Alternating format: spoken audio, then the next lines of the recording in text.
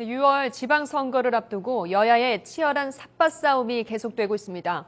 철도 파업과 역사교과서 문제로 첨예하게 맞섰던 정치권은 이번엔 의료규제 완화 문제를 놓고 부딪혔는데요. 여야는 선거 승리를 위한 전략 마련에도 고심하고 있습니다. 취재기자 연결합니다. 이강진 기자. 네, 국회입니다. 네, 박 대통령의 신년 기자회견 이후에 의료 영리화 공방이 일고 있는데요. 앞서 전해드린 듯이 의사협회가 집단 휴진 돌입 여부를 논의하는데 여야의 입장 어떻습니까? 네, 우선 민주당은 의료 규제 완화 움직임에 대해 국민이 부담해야 하는 의료비 상승으로 이어질 거라고 지적하면서 정부 여당을 강하게 압박하고 나섰습니다. 이 때문에 의사들이 진료 거부에 나설 경우 국민의 불편으로 이어질 수밖에 없다며 가급적 파업 사태가 발생하지 않기를 바란다는 입장입니다.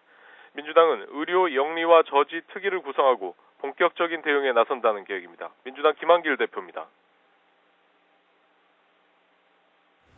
국민적 공론화 과정이 생략되고 국회 차원의 충분한 검토와 협의도 거치지 않은 의료 영리화는 실패할 수밖에 없을 것입니다.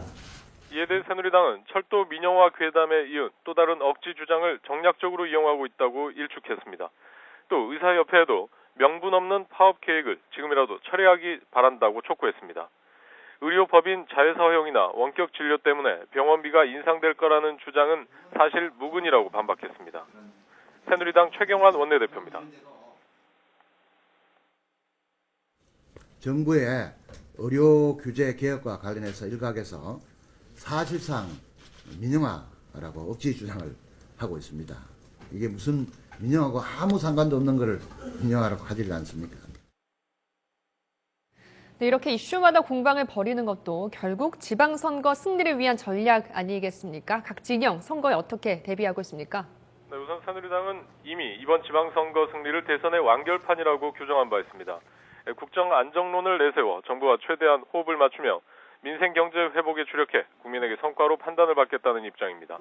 하지만 내부적으로는 서울 경기와 함께 현재 민주당이 차지하고 있는 강원과 충남북 등에서 필승 카드를 찾기가 어려워 고심이 많습니다. 민주당은 반면 지방선거를 통해 박근혜 정부를 심판하겠다는 입장으로 철도 파업과 역사교과서, 의료산업 규제 완화 등 논란이 불거질 때마다 소통 부족에 대한 비판의 강도를 더해가고 있습니다.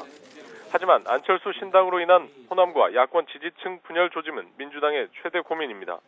당 내에서도 안철수 신당과 후보 단일화 여부를 놓고 의견이 분분한 상황입니다.